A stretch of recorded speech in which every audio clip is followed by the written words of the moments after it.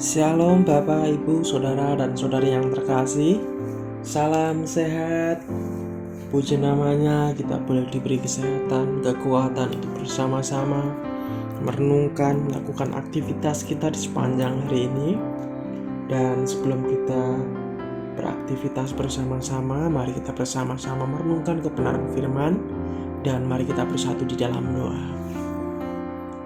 Terima kasih Bapa untuk berkat dan kasih setiamu yang kami boleh rasakan hingga pada hari ini. Semua itu karena pertolongan dan kasih cintamu terhadap kami. Kami percaya ya Bapa, segala sesuatu yang terjadi di dalam kehidupan kami itu semua karena anugerah-Mu. Terima kasih bila mana Engkau telah menjagai kami sepanjang malam tadi hingga pada pagi hari ini kami boleh merasakan kasih setiamu. Terima kasih, kami siap membaca dan merenungkan kebenaran firman-Mu hanya di dalam satu nama Yesus Kristus, Allah yang ajaib. Haleluya. Amin. Bapak, Ibu, dan saudara-saudari yang terkasih, renungan kita di pagi hari ini bertema apa yang dijanjikan Bapakku, yang terambil di dalam kitab Lukas 24 ayat 44 sampai 53. Lembaga Alkitab Indonesia memberi judul Yesus menampakkan diri kepada semua murid. Ia berkata kepada mereka, "Inilah perkataanku yang telah kukatakan kepadamu ketika aku masih bersama-sama dengan kamu, yakni bahwa harus digenapi semua yang ada tertulis tentang aku dalam kitab Taurat Musa dan kitab Nabi-Nabi dan kitab Mazmur." Lalu ia membuka pikiran mereka sehingga mereka mengerti kitab suci. Katanya kepada mereka, "Ada tertulis demikian, Mesias harus menderita dan bangkit dari antara orang mati pada hari yang ketiga. Dan lagi dalam namanya berita tentang pertobatan dan pengampunan dosa harus disampaikan kepada segala bangsa melalui dari Yerusalem. Kamu adalah saksi dari semuanya ini.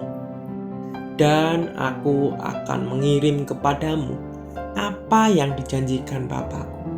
Tetapi kamu harus tinggal di dalam kota ini sampai kamu diperlengkapi dengan kekuasaan dari tempat tinggi." Kenaikan Yesus, lalu Yesus membawa mereka keluar kota sampai dekat Betania. Di situ ia mengangkat tangannya dan memberkati mereka. Dan ketika ia sedang memberkati mereka, ia berpisah dari mereka dan terangkat ke surga. Mereka sujud menyembah kepadanya. Lalu mereka pulang ke Yerusalem dengan sangat bersukacita. Mereka senantiasa berada di dalam bait Allah dan memuliakan Allah.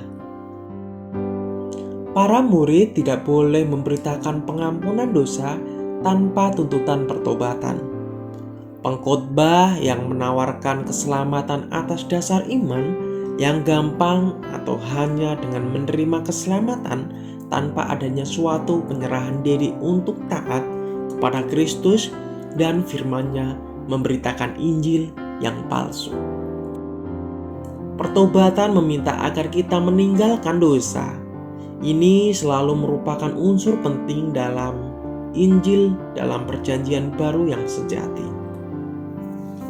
Kristus sendiri menetapkan misi Kristen sebagai suatu tugas gereja yang kudus dan penting.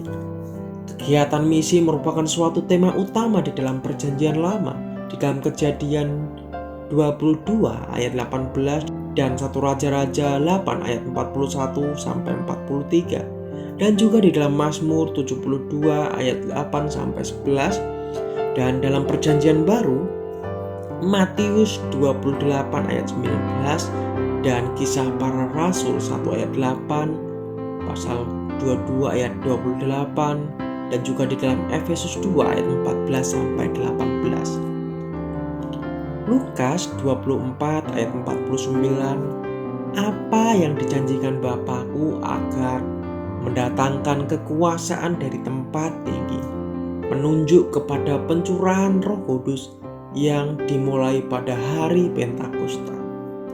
Kisah Para Rasul 1 ayat yang keempat, ketika menemukan janji ini tercatat dalam Perjanjian Lama, Yesaya 32 ayat 15, 44 ayat yang ketiga, dan Yoel 2 ayat 28, dan dalam Perjanjian Baru di dalam kitab Yohanes 14 ayat 16 sampai 17 dan juga 26, dan juga di dalam kitab Para Rasul 1 ayat 4 sampai 8.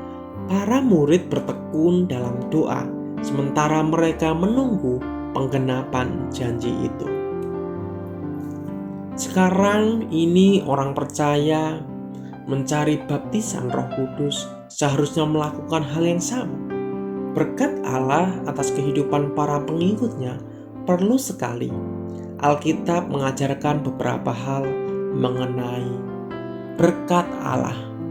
Yang pertama, kata berkat dalam bahasa Yunani eugolia berarti suatu karunia ilahi yang menyebabkan pekerjaan kita berhasil di dalam Ulangan 28 ayat yang ke-12. Yang B, kehadiran Allah bersama kita di dalam Kejadian 26 ayat yang ketiga. Dan yang C, pemberian Allah berupa kekuatan, kuasa, dan pertolongan di dalam Efesus 3 ayat yang ke-16 dan Kolose 1 ayat yang ke-11. Dan yang D, pekerjaan Allah di dalam dan melalui kita untuk menghasilkan kebaikan di dalam Filipi 2 ayat yang ke-13. Dan poin yang kedua, ada 6 Bapak Ibu dan saudara-saudara yang kasih.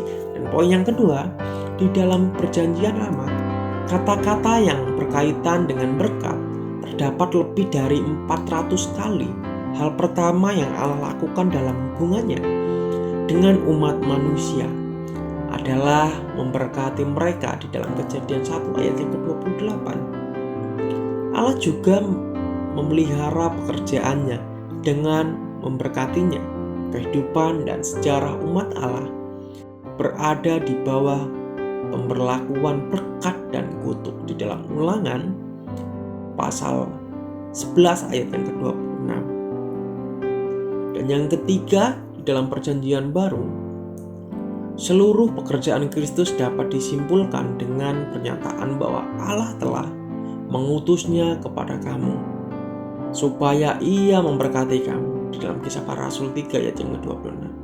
Kita melihat berkatnya diberikan kepada anak-anak di dalam Markus 10 ayat 13 sampai 16, dan kepada para pengikutnya sementara ia diangkat dari bumi di dalam Lukas 24 ayat 50 sampai 51. Demikian juga berkat telah memainkan peranan yang penting dalam pelayanan para rasul di dalam Roma 15 ayat yang ke-29. Yang keempat, berkat Allah itu bersyarat. Umat Allah harus memilih berkat karena ketaatan atau kutuk karena ketidaktaatan di dalam Ulangan 30 ayat 15 sampai 18, dan juga di dalam Yeremia 17 ayat 5 dan 7. Dan yang kelima, bagaimana kita menerima berkat Tuhan? 3 hal yang dituntut. Yang pertama, kita harus senantiasa mengharapkan dari Yesus berkatnya atas pelayanan, pekerjaan, dan keluarga kita di dalam Ibrani 12 ayat yang kedua. Dan poin B, kita harus percaya, mengasihi, dan taat kepadanya di dalam Matius 5 ayat 3 sampai 11, dan juga pasal 24 ayat 45 sampai 46, dan juga di dalam Wahyu 1 ayat yang ketiga. Dan poin yang ketiga atau yang C, kita harus menyingkirkan segala hal dari kehidupan kita yang akan merintangi berkat di dalam Roma 13 ayat yang ke-12. Keenam, berkat Allah tidak boleh disamakan dengan keuntungan material, perongrongan, atau ketiadaan, penderitaan dalam kehidupan kita. Dalam Wahyu 2 ayat 80 sampai yang ke-10. Amin. Mari kita bersatu di dalam doa. Syukur ya Bapa untuk perenungan kebenaran firman-Mu. Biarlah segala sesuatu yang terjadi di dalam kehidupan kami, semua itu dalam campur tangan Tuhan. Terima kasih kami sudah membaca dan merenungkan firman-Mu bersama-sama. Biarlah Tuhan selalu menjagai kami, selalu menolongi kami di dalam sepanjang aktivitas kehidupan kami. Kami perlu Engkau Tuhan untuk menolong kami, untuk memberkati kami, untuk menyembuhkan kami. Terima kasih, ini doa seruan kami. Kami siap melakukan aktivitas kami. Di dalam nama Yesus kami berdoa dan mengucap syukur. Haleluya. Amin. Salam, selamat pagi, selamat beraktivitas. Tuhan Yesus memberkati kita semua.